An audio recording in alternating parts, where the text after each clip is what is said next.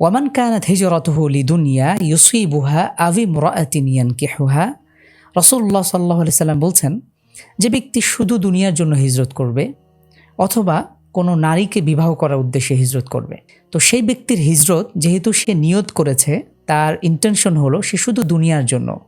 এটা আমরা উদাহরণ দিতে পারি যে কোনো ক্ষেত্রে কোনো একটা ভূমিতে সে হিজরত করছে, যেখানে প্রয়োজন বোধে হিজরত করা দরকার, কোনো কুফফার কান্ট্রি থেকে সে মুসলিম কান্ট্রিতে হিজরত করছে, কিন্তু তার আসলে ইন্টেনশন হলো, তার মানসিকতা বা নিয়ত হলো যে সেখানে সে ব্যবসা বাণিজ্য পরিচালনা করবে বা শুধু দুনিয়ার কোনো উদ্দেশ্য সেখানে রয়েছে।